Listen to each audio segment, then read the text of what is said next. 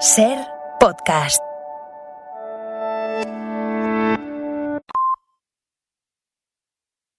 Hola a todos, ¿qué tal? Buenas tardes, bienvenidos al Deporte en la Ser. Anoche estuvo aquí el jefe del VAR, habló en el larguero con Manu Clos Gómez y dijo cosas sensatas, como que hay que crear árbitros de VAR que a los 2 años, cuando manejan mejor la herramienta, no vayan a la calle, que toleran y respetan la crítica de todos, aunque no la forma ultra que tienen algunos canales de hacerla, para acabar afirmando que considera a Mateo Laoz un meme después de haber sido amigo suyo durante muchos años. Escuchándole, uno empatiza, pero viendo las decisiones del VAR tarda poco en dejar a un lado la empatía para volver a la crítica. El VAR actual multiplica los errores más que resta, parecía que venía a simplificar el fútbol y lo ha complicado más, y está por ver si el problema es la herramienta, su uso, los que la usan o la mezcla un poco de todos. Pero cuidado con la última tentación, baloncestizar el fútbol.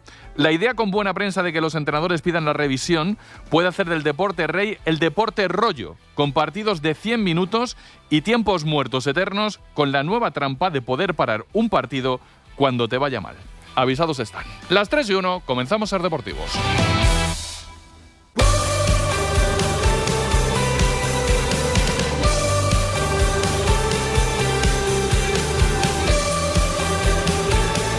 En la cadena SER, Ser Deportivos, con Francisco José Delgado. Y con toda la redacción de deportes de la cadena SER, aquí estamos todos. Hasta las 4 os vamos a contar todo lo que creemos que es noticia este martes aquí en Ser Deportivos, que podéis oír ahora en directo, después en podcast, de la manera que os cuadre, la radio, el móvil, la tele, los Alexas del mundo, en el día después en el que el jefe del VAR se explicó aquí en el larguero. Atentos, que Clos Gómez, cansado de tanto ataque contra árbitros de VAR, decidió blindar su defensa a base de frases hacia todos los estamentos en el larguero. Los entrenadores tienen contra el VAR y el jefe del VAR tiene contra los entrenadores de primera división. A mí me parece que, en este caso Yagoba, pero sí, muchos de los entrenadores aprovechan sus ruedas de prensa para hablar poco de fútbol y mucho de arbitraje. A mí me da la impresión, igual me estoy equivocado, que de sus 3 minutos 5 de rueda de prensa, cuando se pierde, se hablan 4 minutos y medio del arbitraje. Y cuando se gana, de lo bien que han estado. Pues demuestra un desconocimiento absoluto del arbitraje.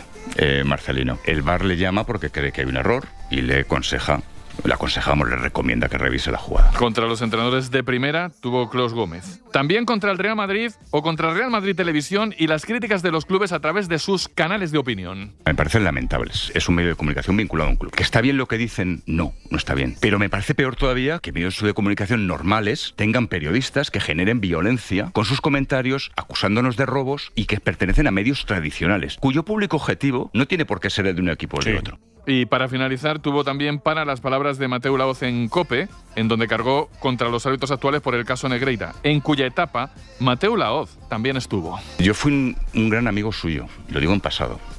Ahora mismo, con todo respeto al mundo, me parece un meme.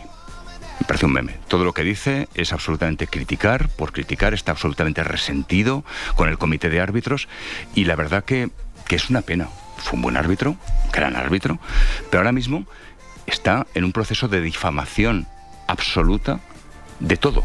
El antiguo presidente del Comité Técnico de Árbitros, Velasco Carballo, del actual, Luis Milla Cantarejo, y de verdad, con todo respeto, no le llega ni a la suela de los zapatos, especialmente como persona. La verdad es que esta entrevista de Clos Gómez de anoche con Manu Carreño en el larguero y se reproduce por todas partes, como esta frase de Julen Lopetegui, ex seleccionador, sobre la actual selección, y Luis de la Fuente, también con Manu en el larguero. Creo que esa generación, todos se van empapando con la energía que transmite la lesión, la frescura que transmite, ¿no? Y yo creo que eso es muy positivo. Un equipo que es capaz de manejar muchos registros del juego, es capaz de dominarte, es capaz de correr.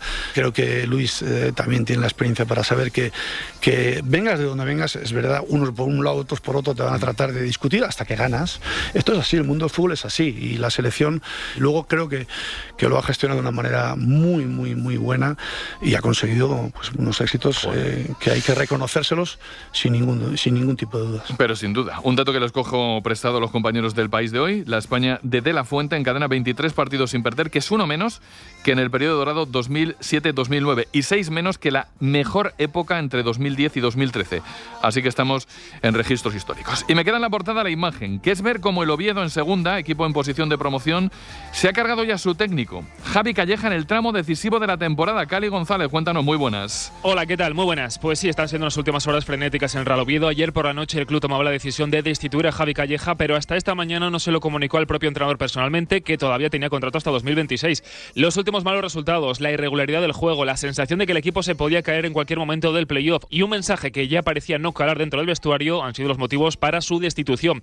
El elegido es un viejo conocido de nuestro fútbol como Veljko Paunovic, que recientemente fue cesado como técnico de Tigres en México. El entrenamiento de esta tarde será dirigido por el técnico del filial, Roberto Aguirre, y salvo sorpresa de última hora será Paunovic quien coja las riendas del equipo y empiece a preparar, veremos si desde mañana, su debut del próximo domingo contra el Málaga. Gracias, Cali. Pues la decisión es rara a distancia y los que están cerca tendrán que explicarla bien, sobre todo si al final, en vez de optar a subir, están fuera de esa zona. Y ahora llega la zona de contar el resto del día del deporte, que eso se consigue aquí gracias al equipazo del programa, con Sonia Luz, Óscar Ejido y Marcos Gómez Díaz en la producción, Emilio Escribano y Juan Carlos Fernández como cracks de la técnica. Recuerdo que emitimos desde el estudio Carlos Llamas para el mundo entero, que estáis en Ser Deportivos, que son las 3:05 y que vamos al lío ya. Ojito a cómo abrimos hoy, que la noticia va a ser muy llamativa. La noticia de la mañana es un lío que va a menos.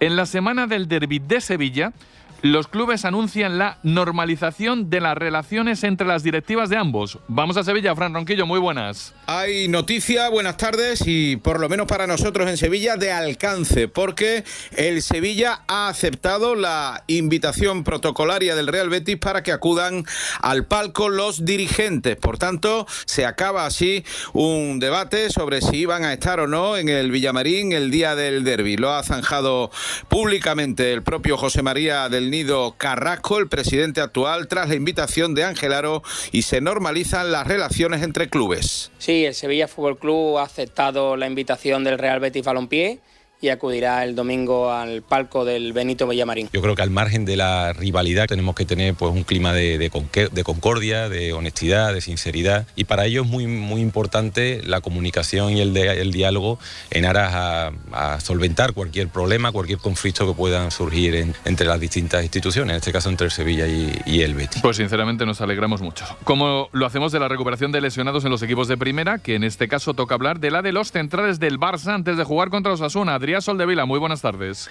Buenas tardes, sí, pinta feo el partido ante Osasuna en lo que se refiere a la defensa del Barça. Araujo llegará reventado de sus partidos internacionales y de un viaje transoceánico, y parece que Cubarsí no acaba de recuperarse del todo de sus problemas en el tobillo derecho. En estos últimos días ha entrenado Alexis Olmedo, un central del filial de 19 años que tiene muy buena pinta y que apunta a entrar en la convocatoria. El que sí parece que va a estar es Íñigo Martínez, que ayer ya entrenó con el grupo y se ha superado ya la parameniscitis en la rodilla derecha. Por tanto, el eje de la defensa apunta a Eric e Íñigo Martínez. Y así, mientras el Barça se preocupa por los centrales, Osasuna se preocupa del regreso de Boyomo de Camerún y hasta un poco del futuro de Vicente Moreno. Cuéntanos, Javier Laguidain, buenas tardes. Muy buenas, Paco. Pues de los dos internacionales de Osasuna, uno ya entrena con el grupo, Budimir, titular con Croacia, los dos partidos ante Francia ya es uno más y está a disposición de Vicente Moreno. El otro, Boyomo, juega esta tarde en Camerún ante Libia y después emprendería el viaje de vuelta directo sin pasar por Pamplona para recorrer cerca de 10.000 kilómetros y unirse así a la expedición rojilla en Barcelona. Y el futuro de Vicente Moreno en Osasuna está lejos del Sadar. 3 partidos consecutivos a domicilio, este jueves en Barcelona, el domingo en Bilbao y el siguiente el lunes en Leganés, que es el que marca el descenso ahora mismo a 6 puntos de los rojillos. Por cierto, que Busquets Ferrer va a dirigir ese partido del jueves en Montjuic con Iglesias Villanueva en el bar. En el Real Madrid, la operación Hausen, el regreso de los internacionales y el tramo decisivo de la temporada, todo juntito. Son noticias, Javier Herráez, muy buenas. ¿Qué tal, Joe? Muy buenas tardes. Es normal que se hable de este chaval, 19 años, Dean Hausen. Alguno no le conocía y ya le exige, no le pide, le exige para el Real Madrid, tiempo al tiempo, pero es un jugador que interesa, amén de lo que tiene ya en casa Raúl Asencio, y en el futuro se va a recuperar Joan Martínez. Por cierto, el Madrid juega este fin de semana. Courtois jugó un partido con su selección con Bélgica, el otro descansó, tiene una pequeña sobrecarga muscular, pero en principio Courtois jugará el sábado en el Bernabéu frente al Leganés. Y enfrente el Atlético de Madrid tiene en Coca su mejor noticia. El capitán del equipo rojiblanco se recupera para la recta final decisiva de la temporada. Miguel Martín Talavera, buenas tardes. ¿Qué tal? Buenas tardes. Y mucho que le ha echado de menos en este mes que ha estado fuera de combate el capitán Diego Pablo Simeone, sobre todo para esos tramos de partido en los que se necesitaba la experiencia del capitán y de la leyenda del Atlético de Madrid. Ayer se entrenó con el resto de sus compañeros. Se espera que esta tarde, en la vuelta a los entrenamientos, ya con el Cholo dirigiendo el equipo, vuelva a estar el capitán y sea una de las grandes novedades de cara al fin de semana de ese partido en Corne Prat frente al conjunto del Real Club Deportivo Español. Gran noticia la del Atlético de Madrid. Por cierto, hablando del Español, dentro de la primera división, ojo a ese equipo que pasó ayer por el CTA a pedir explicaciones sobre el VAR. Elena de Diego, muy buenas. ¿Qué tal, Paco? El español pidió la reunión tras el partido en Mallorca, en el que Quintero González con Del Cerro Grande en el VAR les pitaron 4 penaltis en contra en 45 minutos. La comitiva del español, con su consejero delegado Maoye a la cabeza, llegó con muchas dudas y formuló su queja enérgica en Las Rozas. Les mostraron todas las imágenes que solicitaron y desde el club nos trasladan que salieron con el convencimiento de que no hay ninguna animadversión contra ellos para hacerles perder la categoría. Y es que el VAR ha sido muy noticia aquí en las últimas horas. Porque, como os contaba al principio, anoche estuvo en el larguero Clos Gómez, el jefe del VAR, que dijo, además de lo escuchado en portada, cosas tan interesantes como estas. Toda la plantilla de árbitras y asistentes de la Liga F están certificadas para arbitrar con VAR. Y, de hecho, en la Copa de la Reina, ya no este año, el pasado, también se hizo con VAR. La Supercopa este año se ha hecho. La final de la Copa de la Reina se va a hacer con VAR. Estamos preparados. El comunicado del Real Madrid toma una importancia mediática fuera de lo común. Pero recibimos y escuchamos y leemos por las redes sociales muchísimos comunicados. No, especialmente no. Lo tomaste como una más. Sí, es que es una más. El árbitro de ahora sale con la confianza completa de que ese día no va a haber un gol en fuera de juego, de que ese día no le van a meter un gol con la mano, de que ese día algo importantísimo no te lo vas a perder, porque tu compañero te va a salvar. Eso sí, va a haber jugadas grises, todas las que hay en todos los partidos. Y en esas el VAR a veces no funciona, porque esto está para cosas evidentes. Por cierto, atentos a esta. El VAR va a tener una novedad muy grande, muy importante en Italia desde la jornada 30, buscando la transparencia. ¿Cuál es, compañero de la Gacheta Milán? Alberto Cerruti, cuéntanos, muy buenas. Hola Paco, te confirmo que en Italia estamos esperando una novedad muy grande. Desde el próximo sábado, en los estadios de la Primera División, se muestra en la pantalla las gráficas de las decisiones del árbitro. Pero la novedad más grande será el 2 de abril, en la semifinal de Copa Italia, cuando por el partido Empoli-Bologna y el partidazo Milan-Inter, el árbitro podrá hablar, explicar a través del altavoz al público sus decisiones. La pantalla muestra las imágenes y el árbitro explica. Esta es una revolución que todos esperamos, esperando que tenga mucho éxito. El VAR que trata de evolucionar en Italia, el VAR que veremos cómo se implanta en el ámbito femenino, que por lo pronto mañana tiene un Arsenal Real Madrid de Champions con VAR. Sonia Luz, muy buenas. Muy buenas, porque el VAR en Champions femenina está presente, sí, pero solo desde la ronda de cruces directos, es decir, desde los cuartos de final. El Real Madrid viaja hoy a Londres en busca de las primeras semifinales de su historia, visita al Arsenal, al que ya ganó en la ida la semana pasada, 2-0, goles de Linda Caicedo y Atenea. El avión va a ir por las nubes, pero no más alto que la moral de las blancas después de los últimos resultados. Las victorias sobre Arsenal y Barça les han dado vuelo y sueñan con que siga la racha. Gracias, Sonia. Recuerdo que el miércoles jugará el Barça contra el Wolfsburgo, con la eliminatoria muy decantada, en este caso en favor de las culés. Y por cierto, no se acaba la resaca del pique entre España y Holanda, bueno, en realidad de Van der Vaart con Lamine Yamal. Dice Van der Vaart a Lamine que si te crees Dios, te vuelves desagradable. Lo mismo Lamine acaba diciéndole que lo verdaderamente desagradable es agredir a tu pareja, aunque eso más que desagradable es un delito. Todo viene del pique de la selección holandesa con la española, nuestra selección que hoy tiene varias citas en categorías inferiores. Óscar Ejido, muy buenas. Muy buenas, Paco. La sub-21 tiene amistoso contra Alemania a las 8:30, y los 3 del Barça liberados, Fermín, Pablo de la Torre y Gerard Martín. Entre los que liberan, los que suenan a la absoluta, el viernes debutaron 8 jugadores en el empate a 2 con República Checa y faltan menos de 3 meses para el europeo. Además, tras ganar a Francia y empatar con Italia, la sub-19 depende de sí misma para estar en el europeo. Está jugando desde las 3, están en el minuto 13 y acaba de marcar la selección española, así que gana 1-0 a Letonia en Cosenza. Se gana, se clasifica y si empata se mete, si empatan Francia e Italia. Y la sub-17 necesita un milagro tras perder contra Alemania si quiere estar en el europeo. Juega a las 6 contra Austria en el José Fouto de Mérida y necesita ganar y que Noruega, que es la selección más débil, puntúe contra los alemanes. Si no es así, se quedan fuera por primera vez desde el 2014. Gracias, Óscar. Además, en este tramo de selecciones tenemos noticia en la selección femenina de cara a uno de los partidos claves de la temporada, que tiene estadio en Barcelona. Elena de Diego.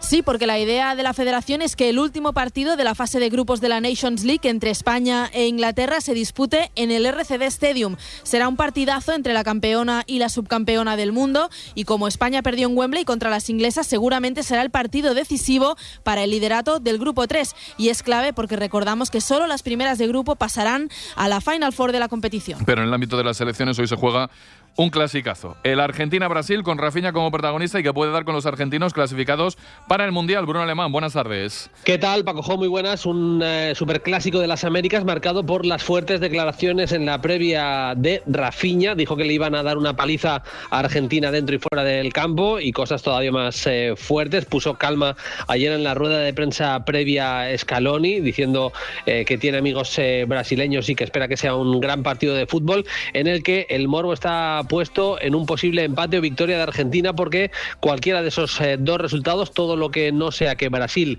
gane el partido, clasifica ya matemáticamente al albiceleste de cara al próximo Mundial. Rodrigo de Paul, el jugador del Atlético de Madrid, pasará al equipo titular, fue suplente en el encuentro contra Uruguay a la 1 de la madrugada, partidazo Argentina-Brasil. Y la última es de alrededores del fútbol para terminar casi capicúa con el Barça. Atención, los nuevos auditores ponen en duda cómo computar la última palanca, que por cierto es clave para operar en verano, Adrián Soldevila.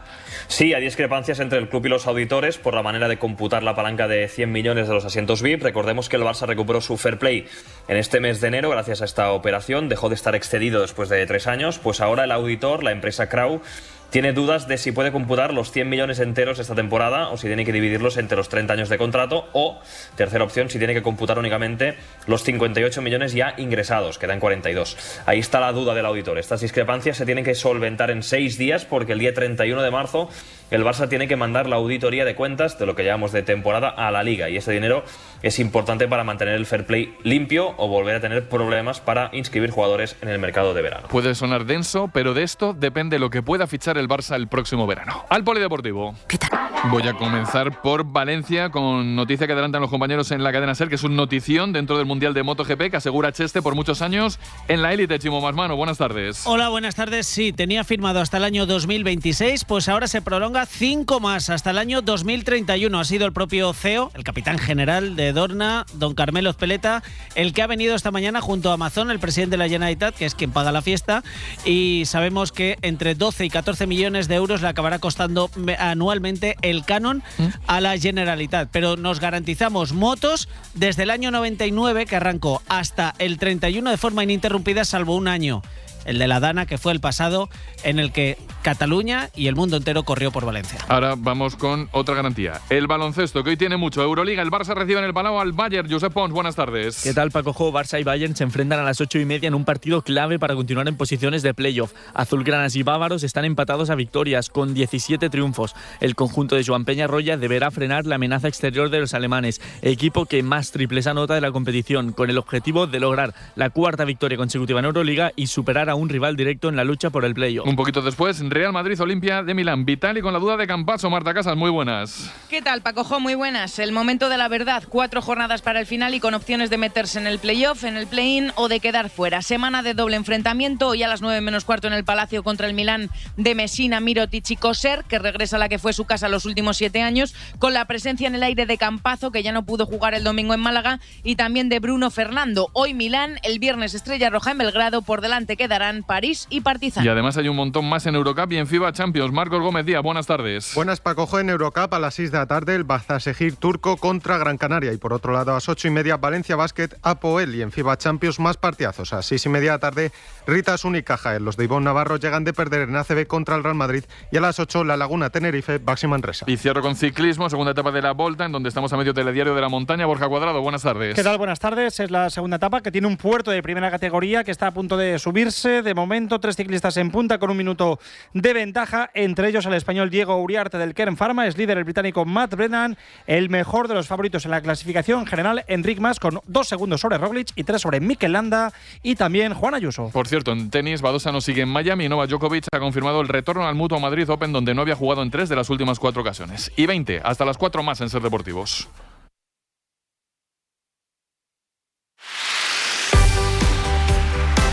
En este tramo cercano para Madrid tenemos noticias y que fijarnos en muchos equipos.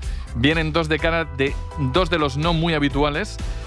La primera es que el Leganés tiene a punto el sustituto de Chema Indias y es uno de pedigrí, Óscar Ejido. Porque es la mano derecha de Manu Fernández, el director de la cantera en el Real Madrid, y es que el Leganés tiene muy avanzada la llegada de Andrés Pardo como nuevo director deportivo. De hecho, me dicen ahora que hay acuerdo y que solamente falta la firma. Pardo es el actual jefe de scout de la fábrica del Real Madrid, es el responsable de captación de hace 4 años y antes estuvo en el Villarreal en 2 etapas diferentes y entre medias estuvo también en el Levante. Desde hace días es el único candidato con el que están hablando en Butarque y hay un alto porcentaje de que acabe firmando en breve para empezar a preparar ya durante los 2 meses y medio que quedan la próxima temporada. Ya veremos si con el Leganés en primera o con el Leganés en segunda. Andrés Pardo va a crear su propio equipo de trabajo. Dicen de él que es un cazatalentos con mucho olfato, que además se encarga de ayudar en el día a día a los jugadores, como ya hizo en el Villarreal, con jugadores como Jeremy Pino, Samuel Chukwueze o Alex Baena. Retened el nombre, Andrés Pardo es el nuevo arquitecto del futuro del Villarreal, del Leganés, perdón. Eso del Legat, del Rayo Vallecano. El Rayo confía en la continuidad de Íñigo Pérez y Osasuna confía en que Vicente Moreno les saque puntos fuera de casa en los próximos partidos. Si sacara los puntos suficientes, permanecería hasta final de temporada, pero solo esta temporada. El entrenador que más gusta a Osasuna es Íñigo Pérez para el año que viene, pero podría pasar que Vicente Moreno no terminara la temporada y tuvieran que fichar ya en Pamplona para salvar este año. Y sería difícil que encontraran un entrenador por 3 meses, con lo que las próximas semanas de Osasuna pueden influir de forma decisiva en el futuro del Rayo Vallecano. Martín Presa, el presidente, dijo hace muy poquito que dejaba aparcada la planificación de la temporada hasta la salvación. Yo iría de prisita. No vaya a ser que Íñigo salve al equipo, se encuentre con que otro equipo ha estado más listo en la planificación que él y le levante al técnico joven con más proyección del fútbol español. Y tengo más noticias. Real Madrid. Hace mucho que nos cuento de Alexander Arnold y es que no hay novedad. El Madrid lo da por cerrado en 4 temporadas de contrato, sueldo de 12 kilos por temporada más prima de fichaje y la novedad es que la prensa inglesa por fin, también hoy, a través del Mirror, lo da por hecho. Montaño, Inglaterra. Así es, Paco Jo. Talksport ha sido el primer medio inglés en informar que Trent Alexander-Arnold habría acordado ya su fichaje por el Real Madrid. Este medio habla de un salario de 220.000 libras semanales. Por su parte, The Athletic afirma que el Real Madrid aún está trabajando para cerrar el fichaje del lateral derecho, ya que los blancos tendrán que informar al Liverpool si se firma un acuerdo, lo cual, según este medio, aún no ha sucedido. En Anfield confían en retener tanto a Virgil van Dijk como a Mohamed Salah, pero la salida de Alexander-Arnold como agente libre está cada vez más próxima. Un Alexander-Arnold que, por cierto, no entró en la primera convocatoria de Thomas Tuchel al frente de la selección inglesa por una lesión en el tobillo, pero se espera que esté de vuelta para el tramo final de temporada en el que podría despedirse del club de su vida con su segunda Premier League. Podría jugar Trent Alexander-Arnold el Mundial de Clubes este verano con el Real Madrid. Eso de Trent Alexander-Arnold. De Hausen. Nos han contado que el Real Madrid lo viene siguiendo desde hace 2 años y que el pasado mes de enero hubo un sondeo muy serio con su padre y agente Donny Hausen en Madrid. Estuvo el papá de Hausen en Valdebebas y cuando estaba viendo los entrenamientos del Juvenil y del Castilla, digamos, se le hizo coincidir con Florentino Pérez. Y el presidente del Real Madrid conoció de primera mano el enfoque de futuro de la carrera de Hausen y el padre del jugador pues conoció el seguimiento e interés entonces del Real Madrid, que ahora se ha reforzado mucho tras el debut del jugador en La Roja. Pasa además que el padre del jugador es muy amigo de Clarence Seedorf, que a su vez también mantiene muy buena relación con la sección de fútbol internacional del Real Madrid, que él fue el que alertó en su día de la progresión del chaval. Y a partir de ahí, un problema. El problema se llama Chelsea. El equipo británico también quiere al nuevo internacional absoluto español y estaría dispuesto a un salario superior al que ofrecería el Real Madrid. Pero, y esto ya es su opinión, yo diría que a ofertas similares, el entorno y el jugador están más por venir al Madrid en un contrato, siempre que el contrato sea de larga duración. De momento es lo que sé y es lo que os cuento. Más del Madrid con Hausen y otras cosas. Javi, muy buenas de nuevo. ¿Qué tal, Joe? Muy buenas tardes. Pues ya te lo decía desde Rotterdam, algunos lo tomaba a risa, pero que Dean Hausen tenía cara a Real Madrid. No significa esto que el Madrid lo vaya a fichar sí o sí, pero que interesa, claro que interesa. Lo estaban ya siguiendo en Italia, en la Roma. Llegó a la Juve, luego a la Roma, luego se ha ido a la Liga Inglesa con Iraola, al Bournemouth, y está jugando muy bien. Y luego lo que ha hecho con la selección en Rotterdam y también en Valencia, pues evidentemente llama la atención porque son 19 años, saca muy bien el balón, 1,97, muy coordinado, tiene que ganar masa muscular, tiene que hacer muchas cosas, pero que sí que es una apuesta para el Real Madrid. Al margen de él, el equipo pues tiene a Raúl Asencio, que ya es una realidad, y veremos si se recupera otro joven como Joan Martínez, amén de los conocidos Rüdiger, Militao y David Alaba. Hablando de porteros, para el sábado en el Bernabéu se espera a Courtois, el equipo se entrena desde las 6 de la tarde y sí, Thibaut Courtois tiene una sobrecarga, jugó uno de los 2 partidos con Bélgica y en principio jugará este fin de semana. Me la dejas votando. Hablando de porteros, esta se la voy a lanzar a Tala, así sin anestesia. ¿Es una locura pensar en que el Atleti haya tentado al portero que va a tener enfrente este finde? Talavera, ¿sabes de quién te hablo, no? Sí, que está haciendo un temporadón el portero del Real Club Deportivo Español. Lo que pasa es que va a depender un poco de los siguientes movimientos. En principio se va a hacer un esfuerzo porque Juan Musso, que ha gustado mucho su actitud y su rendimiento, se quede no solo cedido, sino se quede traspasado como portero del Atlético de Madrid. Pero claro, Juan Musso tiene claro que si se queda como portero del Atlético de Madrid es para en un momento dado coger la portería del equipo rojiblanco, que ahora mismo tiene un dueño claro con el esloveno Jan Oblak. Se ha hablado, no es la primera vez que se habla en verano de la posible salida de Jan Oblak, y es evidente que si hubiera un movimiento de ese calado, pues ahí sí podrían entrar el interés por el portero del Real Club Deportivo Español, como otros años ha movido la portería del equipo rojiblanco. Pero todo depende de que caiga una primera pieza en este caso en el puzzle, y esa sería la salida del portero esloveno, que tampoco es nada fácil que vaya a suceder. Perdón, que está ido sin anestesia. Y vamos a hablar tú y yo de Koke, de la recuperación del capitán para el tramo decisivo de la temporada, pero claro, ha nombrado Courtois, la recuperación de la portería, y ya se me ha cruzado en la cabeza porque algo me había sonado. Pero bueno, lo importante es lo de Koke, que eso sí que es una realidad, que el Atlético de Madrid lo va a tener en el tramo de la temporada en donde lo va a necesitar para la Liga y para la Copa, y es verdad que a Koke, Tala, se le ha echado de menos, ¿eh?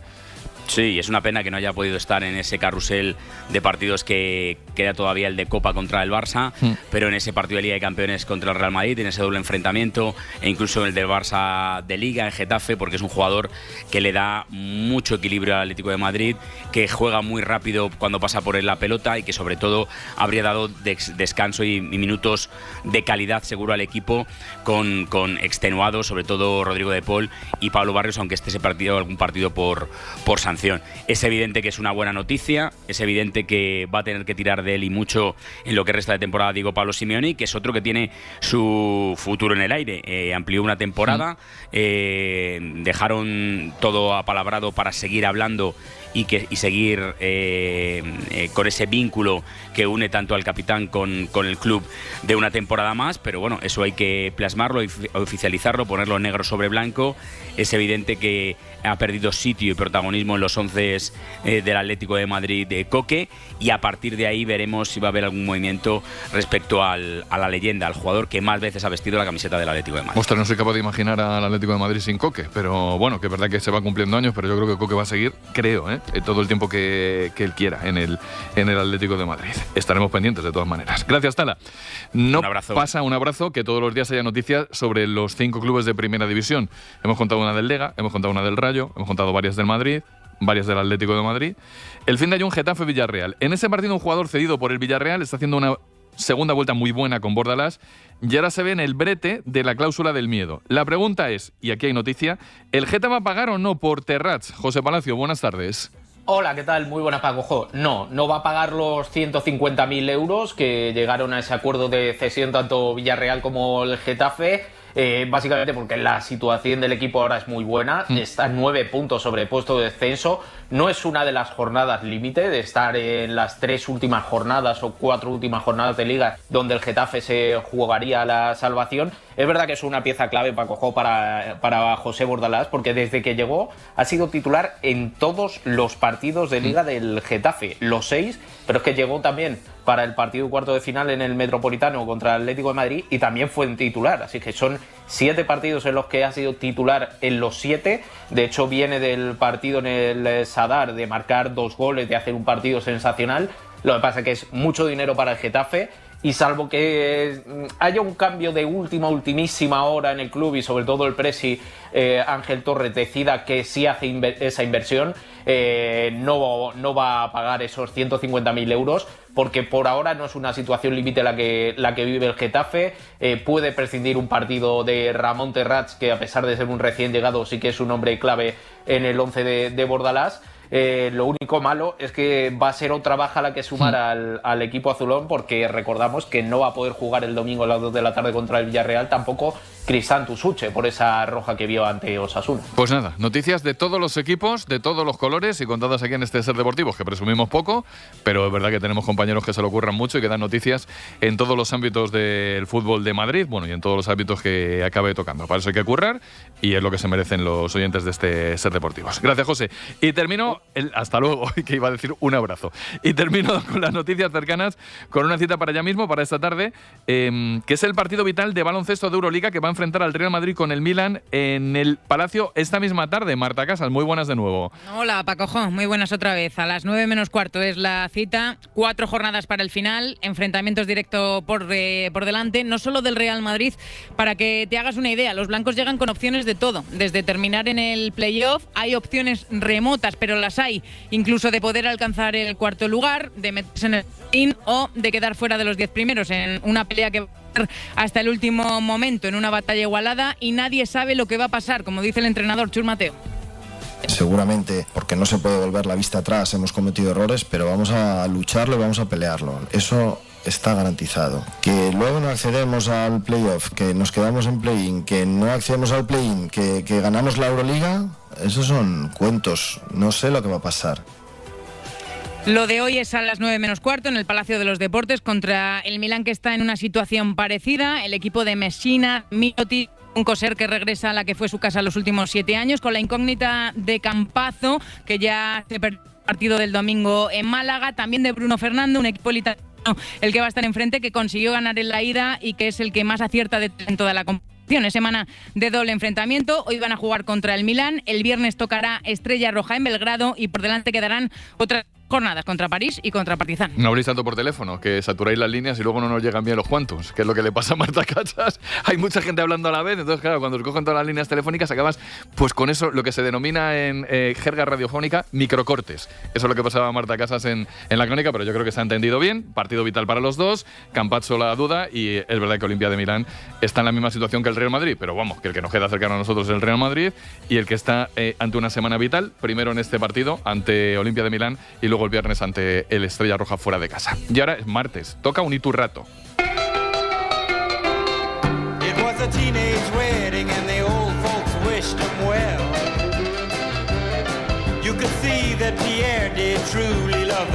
Vamos al Iturrato de los martes. Hola Itu, muy buenas tardes. Muy buenas tardes. Tengo 2 mías del bar después de vuestra conversación a 3, muy interesante, hay que decirlo, con Clos Gómez, Manu Carreño y tú en el larguero. ¿Te gusta y tú el invento del VAR comunicativo en la Liga Italiana a partir de casi ya? Esto de que se puedan ver las decisiones a través del videomarcador. Bueno, es que ¿cómo te diría? Dime. No puede ser que los que pagan una entrada, que los que van al estadio, no vean lo que tú desde casa tranquilamente en el sofá lo estás viendo. Uh-huh.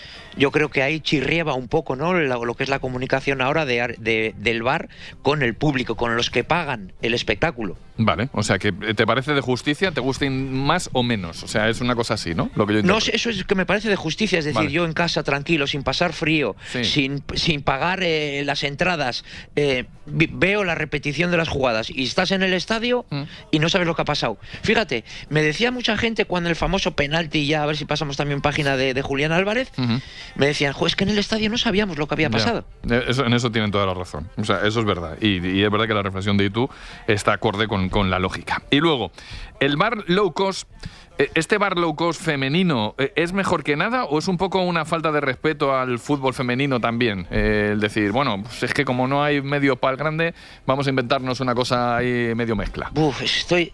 Tengo muchas contradicciones y mucha reflexión sobre el tema, porque dices, ostras, a mí también me gustaría conducir un Ferrari. Ya.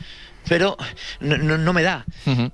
El de low cost, es que si lo enfocamos que solo es para el fútbol femenino y lo hacemos de menos al fútbol femenino, yo creo que vamos mal. Porque el VAR low cost, la FIFA, lo enfoca para federaciones que no tienen tanto dinero, medios. Es decir, que es también para hombres. Por ejemplo, pues federaciones en África, en Sudamérica, que no tienen tanto dinero como para costearse un VAR grande como tienen las grandes ligas o los grandes, entre comillas, grandes países europeos por su poder adquisitivo, pues va enfocado un poco a eso. Vale. Es mejor poder intentar corregir errores, ¿no?, que no poder corregir nada. Vale, vamos a llamarlo el bar con muchas cámaras, que es el que se utiliza en los partidos grandes. Que el bar son con 16 en el C, 25 en el B y unas 36, 40 en el A. Ya. Hay 3 categorías en España. Y luego el bar loco, que podría ser con 4 cámaras. No, sí, serán. Pues por eso no, yo le he dado un número al azar,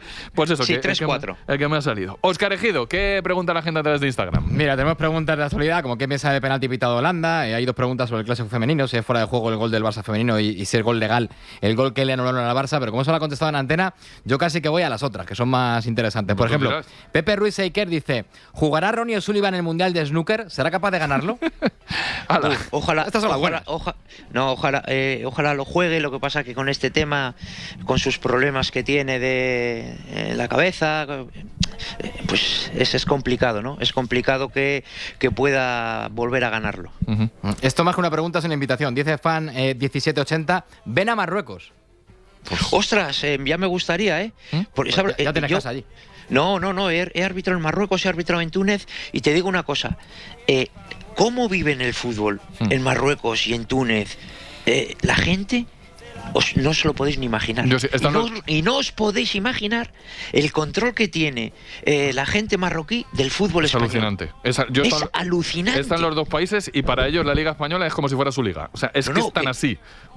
Que a mí me ha pasado cosas, ya te digo, cuando estaba en activo, ir por allí, por Marruecos, por el Zoco, y te conocían, te paraban, te pedían fotos, y te hablaban de jugadores de equipos y dices, ostras, están enfermos con el fútbol. Tiene un control total de la Liga Española. Y sobre todo del fútbol español, ¿eh? Sí, es así. Más. Dice IZKC26, ¿cuál es el ex árbitro con el que mejor te llevas en la actualidad?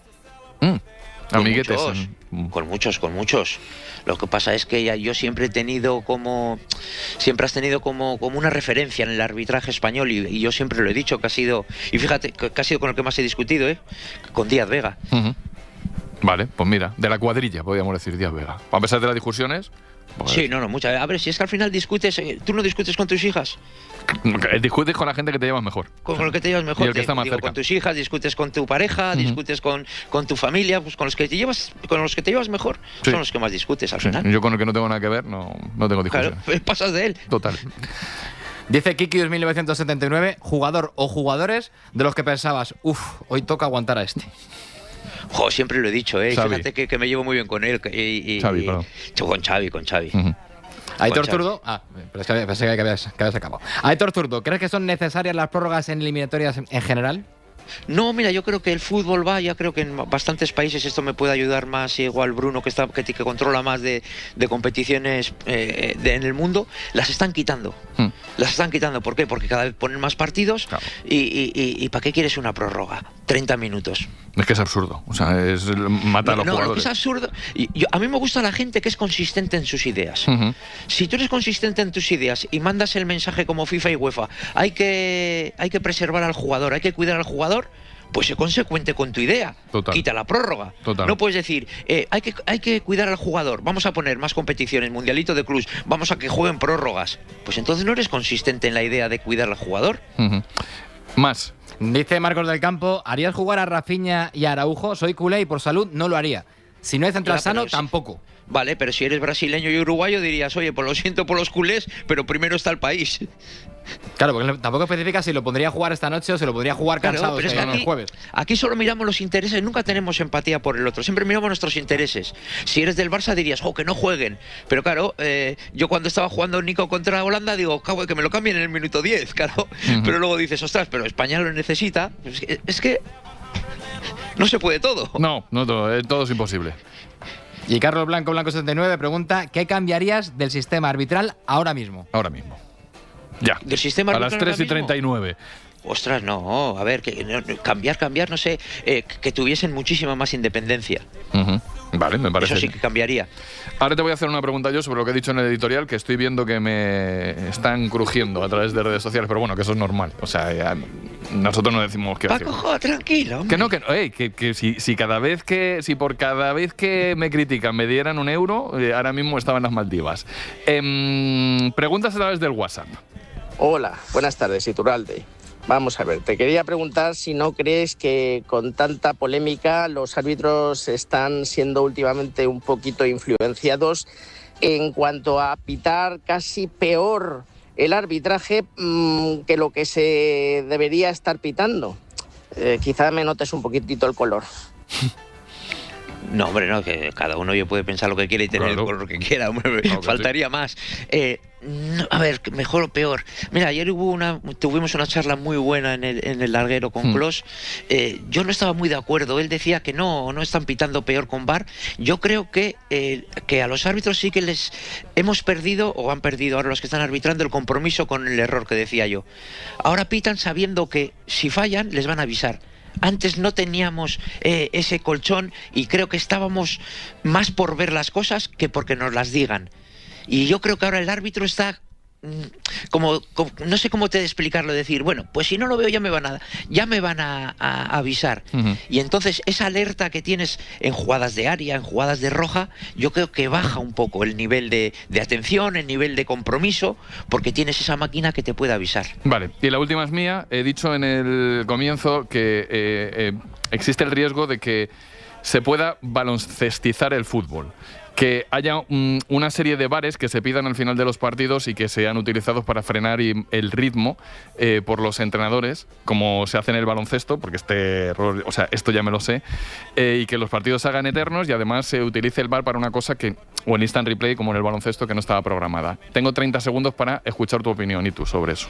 Pues mira que no lo hemos hablado, Paco. Y te voy a echar un cable. Hay un estudio en FIFA...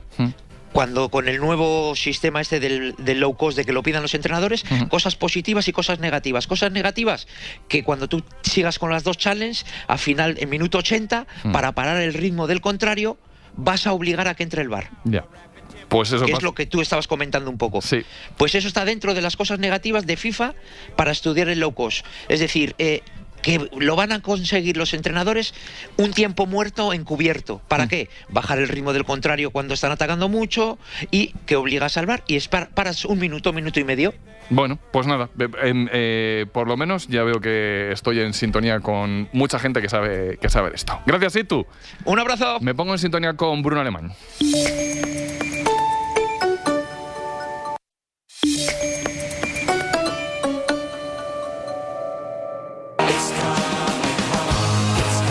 Es día de repaso de fútbol internacional, que es muy de selecciones, que venimos de mucho compromiso por 1000 lugares, pero es de más cosas. Bruno Alemán sigue por ahí, ¿verdad, Bruno? Seguimos por aquí, Paco. Antes de las selecciones, lo del despido de Thiago Motta, ¿te lo esperabas en la Juve? Bueno, estaba, no sé si decir cantado, pero los últimos resultados estaban siendo nefastos. Cayó en Copa contra el Empoli, en Champions contra un PSV al que luego el Arsenal le metió 10 goles en 2 partidos. Bueno, yo creo que era una evidencia que las cosas no le han salido bien a Thiago Motta. Es un entrenador joven, tiene tiempo todavía para arreglar su carrera, pero no ha ido nada bien en la Juventus. Me he buscado 3 protagonistas fuera de las selecciones. Phil Foden, la noticia del Daily Mail que habla de fatiga mental y de problemas físicos del jugador del City, todo mezclado esta temporada. Sí, incluso en la noticia se llega a explicar que el futbolista en los entrenamientos no es capaz de rendir, que a la mínima se le nubla absolutamente todo y que es incapaz de sacar adelante ni siquiera un entrenamiento. Ya no hablo de un partido con su presión, pero sí que es muy evidente que el rendimiento de Phil Foden respecto al del año pasado, donde fue de los mejores de la Premier, ha bajado en barrena. Eso está claro, no sabemos por qué, pero es evidente que le pasa algo. Y luego Pep Biel, elegido jugador de la semana en la MLS. Vamos a sacar pecho, que es uno de los nuestros, ¿no, Bruno? Es que hay buenos futbolistas españoles fuera de España. Es verdad que, aunque no jueguen en Premier, en Liga Italiana y Bundesliga, Pep Biel jugó a muy buen nivel en el Copenhague. Está en Charlotte jugando realmente bien. Esta semana 2 asistencias y gol en el partido contra San José. Y la verdad es que está en Estados Unidos, en la Major League Soccer, jugando a muy buen nivel. Vale, y ahora, ya que nos hemos metido en la Final Four de la Liga de las Naciones, sí. Porcentaje de favoritismo de las 4 selecciones al título. Esta es muy tuya. Esto que suele dar tus porcentajes cuando hay eliminatorias de la Champions, pues te la cambio de repente a la Liga de las Naciones. Bien, bueno, pues mira, te pondré 40 para la selección española. Vamos a decir 25 para la selección francesa, más 25 para la selección alemana por ser anfitriona. Ya sumamos 90, ¿no? En total. Sí, le queda un 10 a Italia. Sí, y 10% a Italia. Esta madrugada... A Portugal. A Portugal, perdón. No, que hemos colado a Italia y Italia está eliminada. Te he colado yo a Italia con Alemania ahí, que la eliminó la selección de Alemania. Esta madrugada decía Argentina-Brasil. ¿Cómo lo ves? ¿Qué alicientes encuentras para que nos quedemos a trasnochar? ¿Y qué te parece el calentamiento del partido de Rafinha? El calentamiento del otro tipo, entre comillas, Bueno, lo calentó Rafinha y lo ha enfriado Scaloni, que creo que ha estado muy comedido, muy bien en la rueda de prensa previa, aludiendo a esas imágenes entre Messi y Neymar después de una final en la que se abrazaban como amigos después de que Argentina fuera campeona. Yo creo que el hecho de que se pueda clasificar matemáticamente a Argentina en un partido directo contra Brasil ya es suficiente aliciente, pero además, ver la medida que da Argentina sin Messi, ver de nuevo a Vinicius y Rafinha juntos, que el otro día, más allá de que Brasil como colectivo no funcionó, jugaron bastante bien. Bueno, hay bastantes alicientes y sobre todo ver si Brasil poco a poco va cogiendo cara de candidata, porque de momento no lo parece. Esta pasada madrugada, Nueva Zelanda 3, Nueva Caledonia 0. Y diréis, bueno, le ha dado algo a Paco Jo. No, es que Nueva Zelanda se ha convertido en nuevo equipo del Mundial y está buscando si había un neozelandés de decir, bueno, pues es que Nueva Zelanda tiene, pues encontrar a Chris Wood, que puede que sea el jugador más famoso, que es el delantero del Nottingham.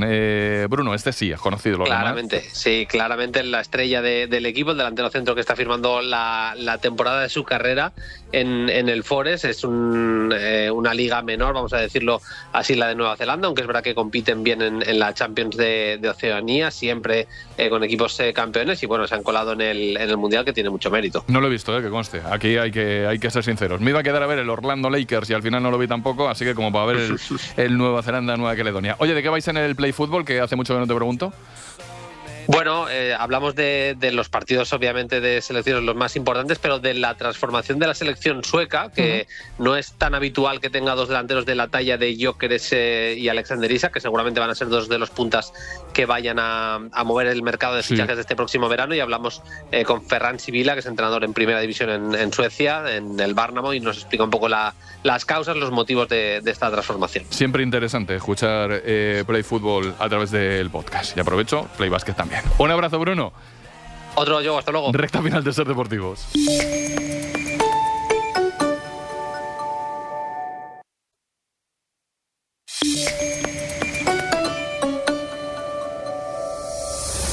Las semanas en donde no hay fútbol a mitad, aprovechamos para mostraros historias que nos llaman la atención, y os pido especial para esta, que me da que nos va a faltar tiempo para tanta historia. Nuestro próximo protagonista es deportista de élite en natación y salvamento, ha sido campeón del mundo en varias ocasiones, tiene 64 medallas en distintas categorías nacionales y 8 con la selección, pero es mucho más que un deportista. Os presento a Edu Blasco. Hola Edu, buenas tardes. Hola, muy buenas tardes. Hoy te ha tocado entrenar, estás en fase de competición, ¿cómo te marcha la vida? Así por situarte un poco. Sí, yo siempre estoy entrenando o estudiando. Una de dos. Normalmente haciendo las dos cosas. Bueno, está bien. Oye, tu palmarés, como decía, deportivo impresiona. ¿Cómo te da por el agua? ¿Cómo te da por el deporte acuático? Bueno, pues esto me viene desde muy chiquitín. Mis dos profesiones, ¿no? Ser jurista y ser deportista me vienen de mis abuelos. Mi abuelo materno, Eduardo, era un gran nadador y yo con 4 años ya estaba nadando. Claro. Entonces, desde siempre. Desde el principio. Las medallas de salvamento y de socorrismo no te cabrán en una habitación, ¿no, Edu? Caben en una habitación, pero hay que decir que la habitación empieza a ser solo para ellas. Entre los trofeos, las cosas institucionales, las medallas deportivas y demás, está empezando la habitación a quedarse pequeña, a coparla entera. ¿Sabes cuántas llevas? Porque yo he tratado de buscar y al final me he perdido. He dicho 64 medallas en distintas categorías nacionales, 8 con la selección, pero me da que me he quedado hasta corto, ¿eh? Sí, a ver, habría los datos exactos. Si contamos solo campeonatos absolutos en campeonatos de España oficiales, deberían ser ya 66. Toma, 66. Sí. Luego hay otros, evidentemente hay otros campeonatos y otros tipos de campeonato de España, pero campeonato de España oficial absoluto, 66. Pero la gente lo va a flipar más a partir de ahora. Es decir, hemos situado la faceta deportiva, pero ¿a cuántas personas has podido salvar la vida tú en diferentes misiones, Edu? Bueno, a ver, la verdad es que es un número que me voy a guardar para mí, porque por desgracia son muchas. Y yo no debería haber salvado a nadie. no debería ser necesario. Entonces hay dos cifras que para mí son importantes y duras, que es a cuántas personas he salvado y a cuántas personas he perdido. Entonces, por desgracia, cada día más, y mi objetivo es entrenarme lo máximo posible y ser lo mejor posible para que en la próxima intervención no se quede nadie en el agua. Hablábamos de números y de números de medallas, pero hay un número que es el año 2022, tú fuiste campeón del mundo en Italia, que empezaba a gobernar Meloni. ¿Aquello te marcó de alguna forma, ese año y ese momento? Sí, verdaderamente fue un año complicado. Yo venía de ganar el Mundial precisamente en Italia.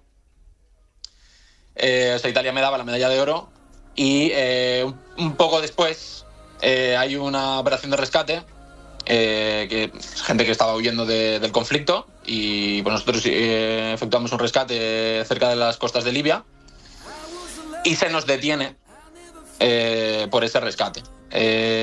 Ya habíamos, con el anterior gobierno, Salvini, ya había prácticas así, pero bueno, con Meloni pues empezaron a aplicar otro tipo de políticas.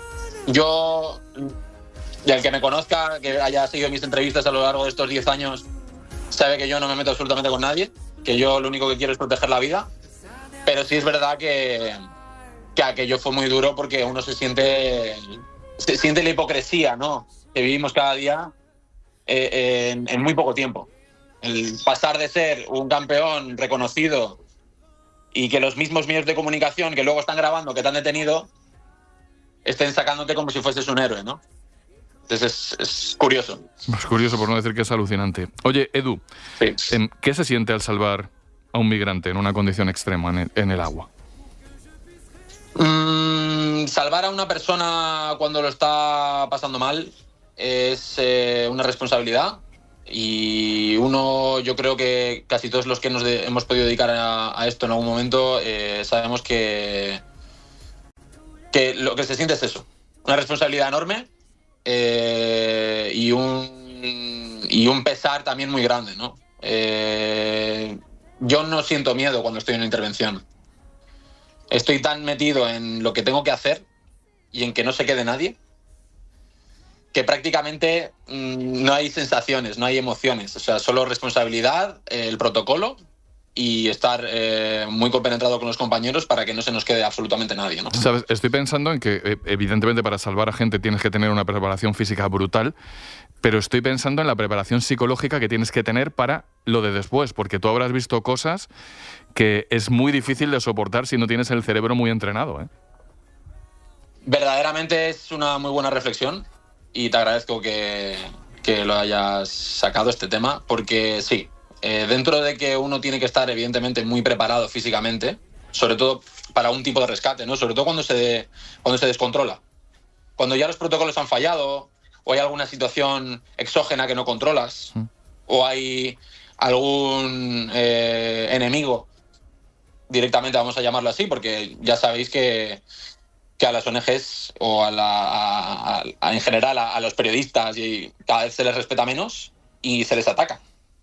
O sea, muchas veces llevar un chaleco identificándote es más una diana que un salvoconducto. Entonces, salvo que la situación se controle, lo más importante es mantener la calma y, sobre todo, hacer un buen trabajo posterior para poder adquirir herramientas que nos permitan seguir estando sanos mentalmente, y cuando volvamos a Disneyland, que es España, pues estemos capacitados para tener una vida normal y que no nos afecte nuestro día a día. Para no quedarnos allí, ¿no? Te entiendo. Te quiero preguntar, leí, pero no sé si al final tenías la intención de ir a Gaza. No sé si al final pudiste ir allí a hacer rescates marítimos también. Sí, nosotros en general, yo creo que ya he estado en todos los sitios terribles del mundo, y verdaderamente ahora ese es mi dilema. Yo como jurista intento no tener en mi mente conflictos de primera y de segunda, que ya sabes que por desgracia a nivel comunicativo y a nivel de visibilidad es así. Hay conflictos eternos que parece que son de segunda categoría, kurdos, muchísimos, ¿no? Que no podemos enumerar ahora. Y luego hay otros que están en primer nivel, que son, yo diría que, no sé si estás de acuerdo conmigo, que Ucrania, Siria, Gaza. Sí, ahora mismo sí. Claro, entonces, pero en el Sáhara hay unas problemáticas tremendas. En Libia hay unas problemáticas tremendas. En general, en todo lo que es África, el Mediterráneo y el Egeo es una batalla constante, ¿no? Miles y miles de muertos, y ese número va a seguir creciendo de manera exponencial. Entonces ese es quizá mi dilema ahora. ¿A dónde ir? ¿Dónde puedes ayudar más? ¿Qué es lo correcto? ¿Estar en el foco, lo cual va a dar más visibilidad a las problemáticas, o defender otros conflictos que son exactamente igual de importantes, porque las vidas no siguen un orden jerárquico de importancia? Sí, las vidas son igual de importantes unas que otras. No hay unos conflictos... O sea, ¿la intifada es importante? Evidentemente, Israel lleva en conflicto más de 2000 años y evidentemente pues es el conflicto. Pero hay otros muchos que son extremadamente importantes, que hay que también atender. Te entiendo perfectamente el dilema. Yo lo que sé es que hoy queríamos acercar la historia de un deportista que es mucho más, y que hay veces que utilizamos la palabra crack así de manera muy ligera en los programas de deportes, pero creo que en este programa y después de la historia creo que te cuadra perfectamente. Edu, muchísimas gracias por contarnos tu historia y tu vida en este Ser Deportivos así en 10 minutos. Un abrazo. Muchísimas gracias a vosotros por el espacio. Yo creo que es una historia que merece la pena que la gente conozca. Nos vamos. Y regresamos. A las 8:30 lo hacemos en Hora 25 Deportes con Gallego, a las 11:30 en El Larguero con Manu Carreño, y mañana mismo sitio, misma hora, misma gente, mismo rollo. Quedamos a las 3 en este Ser Deportivos. Ha sido un placer. Hasta mañana. Adiós.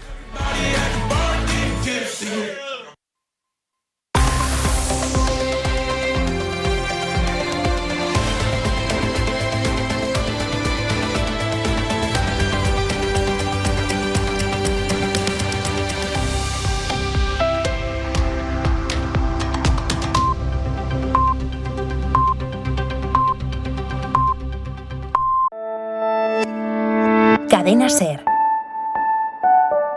La radio.